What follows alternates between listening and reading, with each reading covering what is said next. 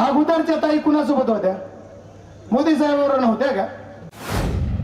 मग काय बोलता ताई साहेब? तुम्ही ओबीसीच्या आंदोलनात नाही, तुम्ही कशातच नाही, बोलता काय?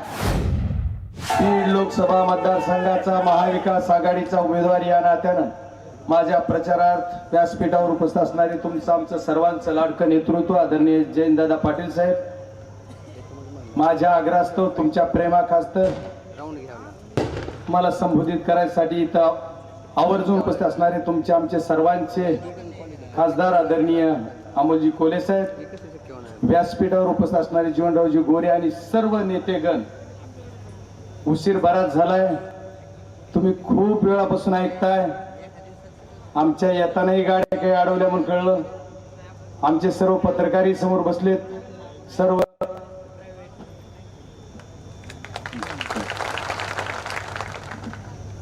सर्व जमलेले माझे मायबाप, जनता जनार्दन, या बीड जिल्ह्याच्या कुठल्याही कानाकोपऱ्यात गेलं तर एवढा उत्स्फूर्त प्रतिसाद मिळतोय,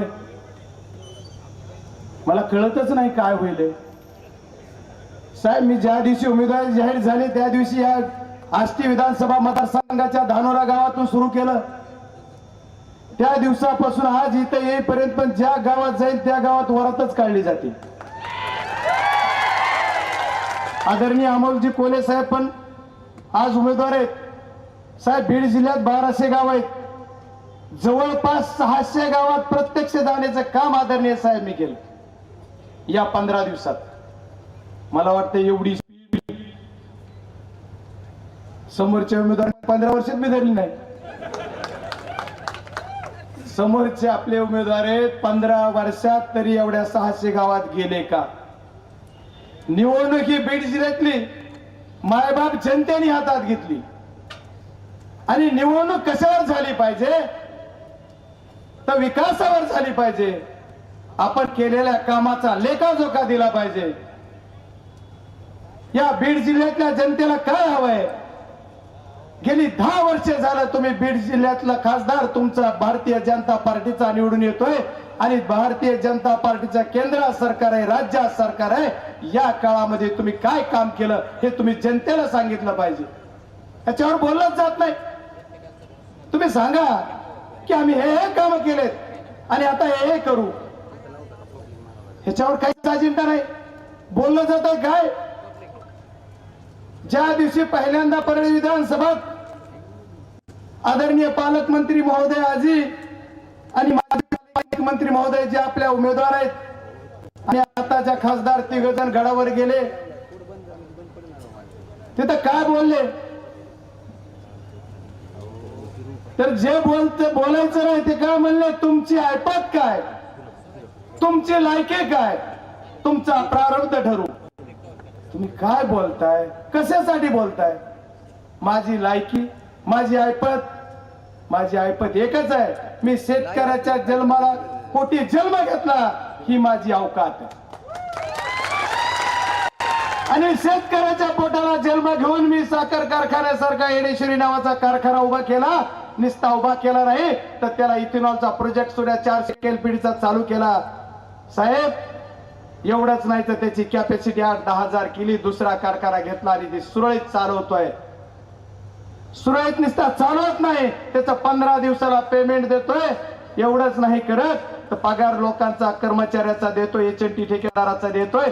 ही माझी ऐपत आहे. आणि तुम्ही आदरणीय स्वर्गीय गोपीनाथरावजी मुंडे साहेबांनी 26 कारखान्याचा आकडा केला होता. आदरणीय जयंत पाटील साहेबांना माहित आहे. 26 कारखान्याचे 0 केलं. हे तुमचं काय तुम्ही बघा बर. जे ज्यांच्या तोंडून म्हणले साहेब तुम्ही सुद्धा 2010 ला माझ्या परवानगी बरोबर तुमची सुद्धा परवानगी कारखान्याची होती, त्याचं काय झालं? कुठे? या बीड जिल्ह्यामध्ये आमची ऐपत काढता, आमची लाईक. आम्ही गरीब आहे पण आमची ऐपत गरीबीवर जात आहे. आदरणीय साहेब, पालकमंत्री आहात आपण, तुम्ही तिथंच म्हणलात आम्ही 3 जण मिळून या बीड जिल्ह्यातला कुणाचा काय ठरवायचा ते ठरवू. आदरणीय साहेब, तुम्हाला तो कुणी अधिकार दिला? चंद्रगुप्तवरी बसले. त्यांना प्रारब्ध द्या. मायबाप जनतेला अधिकार आहे नेत्यांचा प्रारब्ध ठरवायचा. कुणी नेता प्रारब्ध ठरवू शकत नाही. त्याच्यामुळे बीड जिल्ह्यातली जनता तुमचा येणाऱ्या तारखेला प्रारब्ध ठरवणार आहे. एवढीच एक निवडणूक नाही साहेब, इथून पुढच्या निवडणुका सुद्धा तुमचा प्रारब्ध कोण ठरवणार आहे राजकीय नेत्यांचा, ते बीड जिल्ह्यातली जनता ठरवणार आहे. काय बोलायला लायकी नाही, उंची नाही, आणि तुम्ही भाषण काय करताय साहेब? फक्त आणि फक्त माझ्यावरती काय, माझी लायकी नाही, माझी उंची नाही. तुम्ही महाराष्ट्रामध्ये मुख्यमंत्र्याच्या नंतर मीच म्हणताय आणि फक्त माझ्यावरच बोलताय. अरे तुमची उंची माझ्यासारखी झाली की मग हा? काय चाललंय? राजकीय अनुभव काय म्हणल्या आपल्या समोरच्या उमेदवार ताई? त्यांना मी एका खात्याचे मंत्री होते, त्या खात्याचा हा सभापती होता. किती हिनवणार ताई साहेब तुम्ही? तुम्ही ग्रामविकास खात्याचे मंत्री होतात, पण मी शिक्षण आणि आरोग्याचा सभापती होतो. जिल्हा परिषद म्हणून ते खातं जरी येत असलं, ग्रामविकास मध्ये जिल्हा परिषद येते, पण शिक्षण आणि आरोग्य खातं तुमच्याकडे येत नाही. तुम्ही काय बोलतात? म्हणजे आम्हाला हिनवताय का? तर गोरगरिबाचं एक पोरग संसदेत जायची वाट बघताय, त्याच्यामुळे तुम्हाला ते सहन होत नाही, म्हणून तुम्ही आम्हाला हिनवताय. मग आमची उंची नाही, पण यांना काय आज आलंय? मी म्हणलं ताई साहेब, मी 92 ला लोक ग्रामपंचायत लढली, तेव्हापासून जिल्हा परिषद असेल, पंचायत समिती असेल, सगळे पद लढत इथपर्यंत लोकसभेच्या सभागृहात जाण्यासाठी आदरणीय शरदचंद्रजी पवार साहेबांनी मला दुसऱ्यांदा संधी दिली. आणि मग माझी उंची नाही तर ही काय? तुमची उंची जास्त आहे. तुम्ही काय म्हणलात की बीड जिल्ह्यामध्ये या बजरंग सोनवणेच्या नावावर एखादं काम आहे का? आता मी खासदार नाही, आमदार नाही, मंत्री नाही, लोकसभेला लोकांनी फार चारी मुंड्या केलं, माझ्या नावावर काय काम आहे? पण ताई साहेब, तुम्हाला माहित नसेल, तुम्ही म्हणलात हा बीड जिल्ह्यातला पराजय झालेला उमेदवार गावात फिरतो का बीड जिल्ह्यात, जाऊन नंतर बोलतो. पण माझ्या नावावर काय काम आहे म्हणलात तुम्ही? ज्या नात्रा गावामध्ये तुमचं मतदान आहे, त्या गावाचा दवाखाना सुद्धा या बजरंग सोनवणे दिलाय. आणि माझ्या नावावर काय काम आहे? अरे दिला याचा अर्थ शासनाचा निधी आहे, तो शासनाच्या सत्तेवर बसल्यानंतर तो वाढप्याचा अधिकार आहे, तो वाढणार आहे. त्याला असं काय तुमची रजिस्ट्री आहे? पण तुम्ही तसं का बोलताय मला कळत नाही. परवा एका सभेमध्ये आमचे पालकमंत्री महोदय म्हणले की बजरंग सोनवणे शेतकरी पुत्र कसा, उद्योजकांमध्ये 2-2 कारखाने. साहेब, मला संशोधनच करायची वेळ आली. मी शेतकऱ्याच्या पोटी जन्मलो, ह्याचा मला रास्त अभिमान आहे, आणि मी शेतकरी पुत्र आहेच. तुम्ही कशा अँगलने बघा शेतकरी पुत्रच आहे. आणि मी शेतकरी पुत्रानं उद्योजक केला आणि उद्योजक झालो आणि राजकारणात उभा राहिलो, तर बिघडलं कुठं? आता आम्ही तुम्हाला म्हणायचो, तुम्ही म्हणतात ऊसतोडांचे नेते. कुणी ऊस तोडलाय? आम्ही ऊसतोडांच्या घरी जन्मलो. कुठं जन्मलो ते सांगा. काय बोलताय? का बोलताय? राष्ट्रीयच्या सभेत तुम्ही ते कळसच केला, लोकशाहीच मारली. परवा एका आष्टीची सभा होती साहेब, इथं 1200 लोकांची सभा होती आदरणीय साहेब, आणि भाषण केलं 59 मिनिट आमच्या पालकमंत्र्यांनी. 1200 लोकांची सभा. बीड जिल्ह्यात पहिलीच एक सभा आपली झाली साहेब, की एवढी प्रचंड मोठी आहे. नाही तर बीड जिल्ह्यातल्या कुठल्या गावात कुठं सभा यांना कुणाला घेता आली नाही. त्यामुळे त्या सभेत त्यांनी 59 मिनिट बोलले. त्याच्यात काय बोलले? त्याच्यात म्हणले,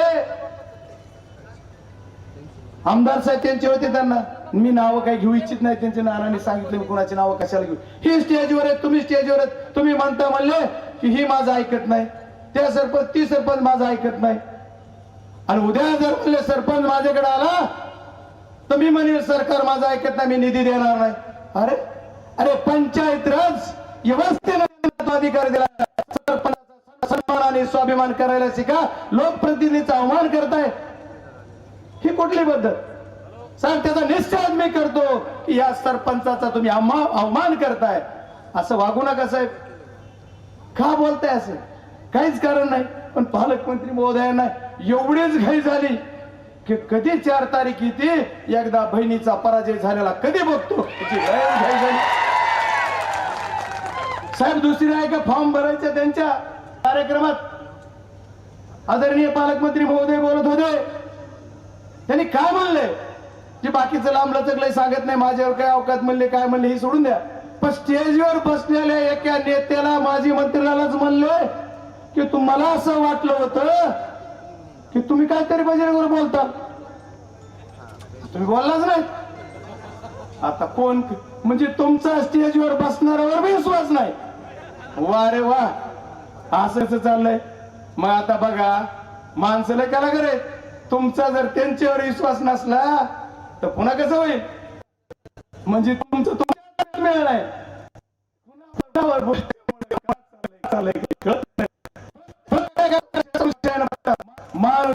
गेला जे जे जवळ त्यांच्या जवळ माझी तुमच्या सर्वांच्या समोर एक साक्षीने विनंती करायची जवळ असणाऱ्या नेत्यांना, अरे तुमच्यावर विश्वासच नाही लागा, कशाला तुम्ही उगाच राहिलात पळत पळत त्यांच्या माग. तुम्ही काही केलं तरी ती म्हणणार ह्यांनी काहीच केलं नाही. खरंय का नाही. मग आता कशाला. चला या सर्व गोष्टीचा विचार करायला पाहिजे. यांनी कुठलाच विचार नाही. माझ्या शेतकऱ्यासाठी या खासदार महोदयांनी काय केलं उत्तर द्या. तुमच्या सरकारने शेतकऱ्यासाठी काय केल्याचं उत्तर द्या. माझ्या शेतकऱ्याचा कांद्याचा प्रश्न निर्माण झाला. या महाराष्ट्राच्या मुख्यमंत्र्यांनी सभागृहात 2 शब्द दिला की आम्ही या कांद्याला 300 रुपये अनुदान देऊ. मिळालं का कोणाला आपल्या इथं. मिळालं एखाद्याला, एकाला मिळालं नाही. मग याच्यासाठी आपल्या खासदारांना त्यांच्या सभागृहात किंवा त्यांच्या सरकारकडे कमीत कमी एकदा तरी तोंड उघडायला पाहिजे होतं. उघडलं का. मागच्या 2014च्या निवडणुकीमध्ये या महाराष्ट्राचे उपमुख्यमंत्री देवेंद्र फडणवीस साहेब, आदरणीय आपल्या समोर असणाऱ्या उमेदवार ताई आणि पाशा पटेल नावाचं एक बाहेरून आलेलं, ह्या तिघांनी मिळून एक यात्रा काढली टाळ हातात मुर्दंग घेऊन. आणि काय सांगितलं होतं की माझ्या शेतकऱ्याच्या कापसाला 10,000 रुपये भाव दिला पाहिजे. एवढंच नाही तर काय सांगितलं पुढं, माझ्या तुरीला भाव 8,000 दिला पाहिजे, हरभऱ्याला भाव 9,000 दिला पाहिजे. काय झालं, सोयाबीनला भाव तुम्ही 7,000 दिला पाहिजे. आज 10 वर्ष झाले या सर्व पिकाच्या किमती अर्ध्यावर आल्या.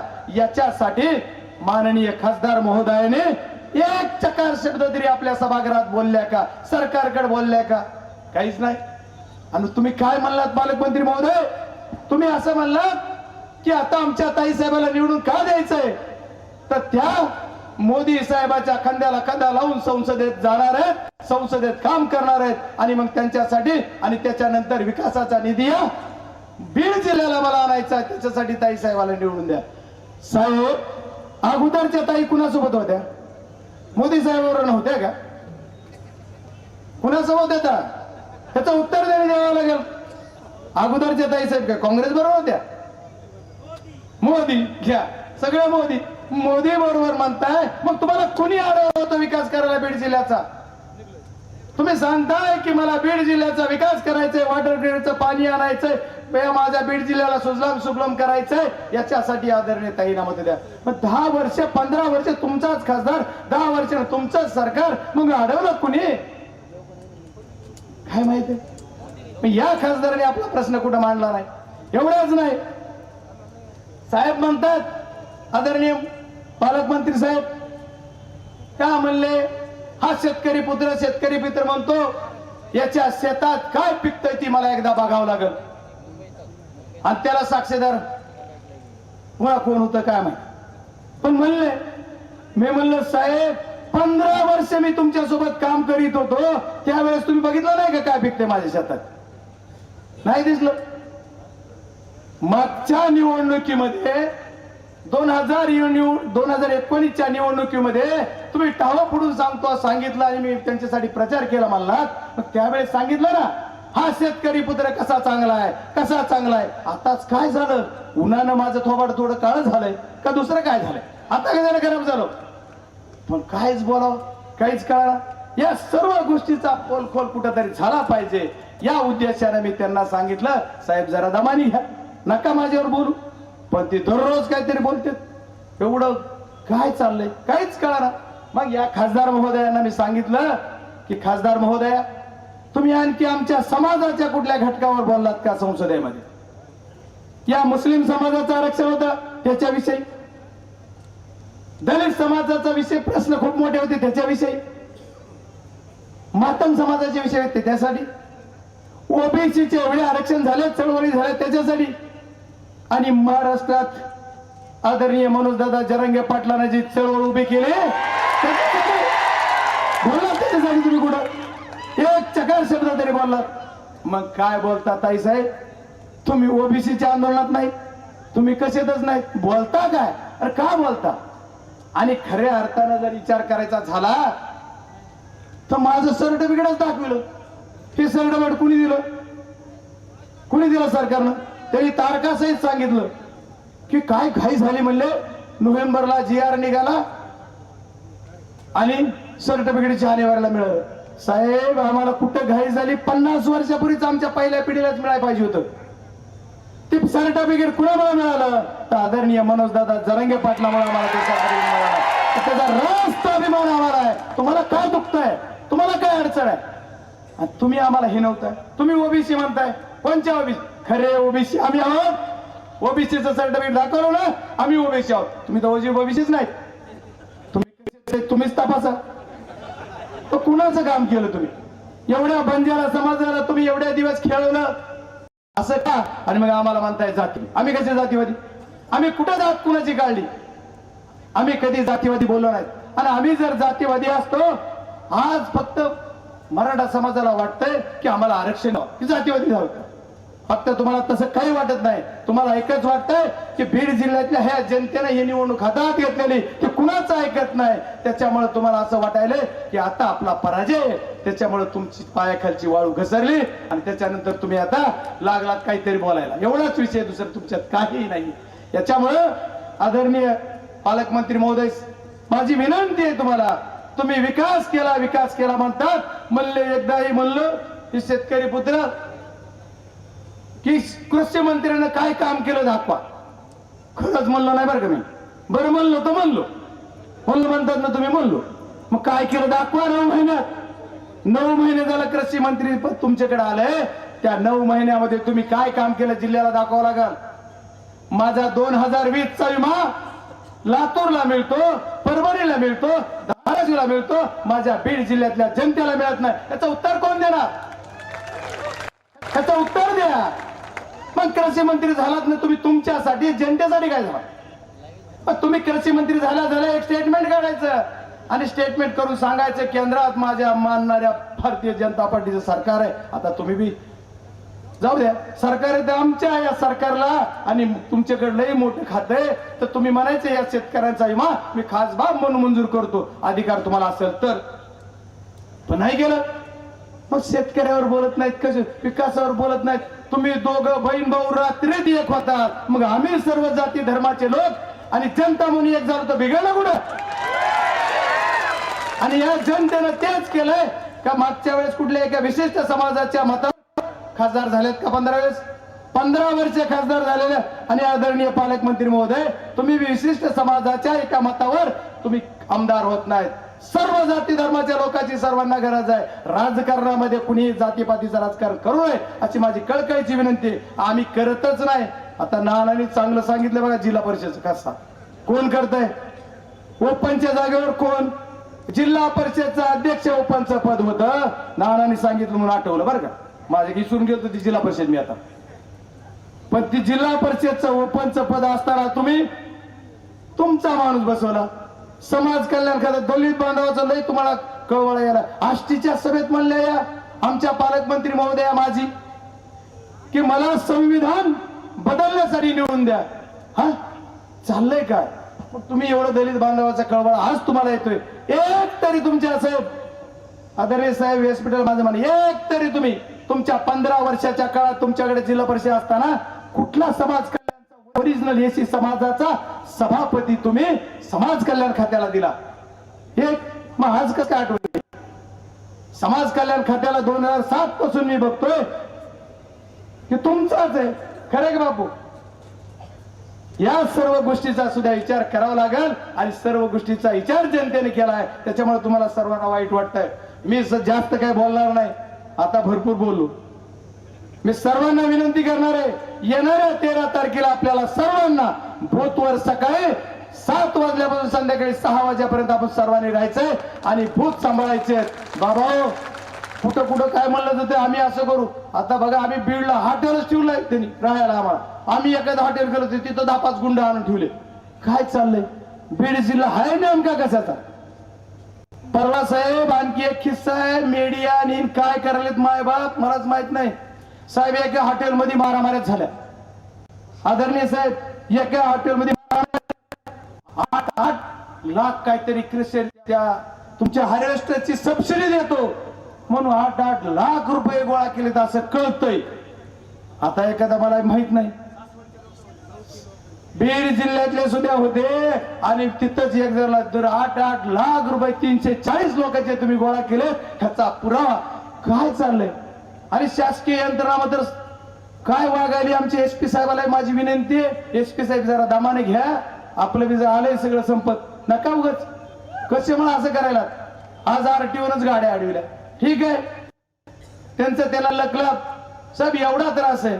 आज निवडणुकीचा बॅलेट पेपर जो आपला आलाय, तुमच्या मतदारसंघात कसं आहे साहेब मला माहित नाही, पण आमच्याकडे जो बॅलेट पेपर आलाय ते म्हणतोय वरूनच आलाय.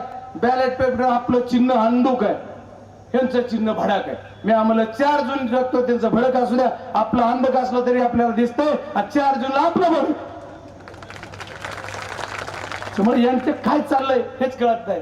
तुम्हाला सर्वांना विनंती आहे की जे एक मत जिथं कुठे असेल तिथं बोलवून घ्या आणि मत करून घ्या आणि आपला तुमचा सर्वांचा अमूल्य असा आशीर्वाद माझ्या पाठीशी आदरणीय शरदचंद्रजी पवार साहेबांच्या या राष्ट्रवादी काँग्रेस आदरणीय जयंत पाटील साहेबांच्या सन्मान करायसाठी तुम्ही सर्वांनी मला मतदान द्यावा एवढी विनंती करतो. आपलं चिन्ह आहे तुतारी वाजवणारा माणूस, या चिन्हासमोरचं बटन दाबून तुम्ही मतदान रूपी आशीर्वाद द्याल एवढी खूप खूप धन्यवाद. देश विदेशातील प्रत्येक घडामोडींचे लाईव्ह अपडेट मिळवण्यासाठी आता साम टीव्हीच्या सर्व सोशल मीडिया प्लॅटफॉर्मला लाईक, फॉलो आणि सबस्क्राईब करा. तसंच सर्व नोटिफिकेशनसाठी बेल आयकॉन प्रेस करायला विसरू नका.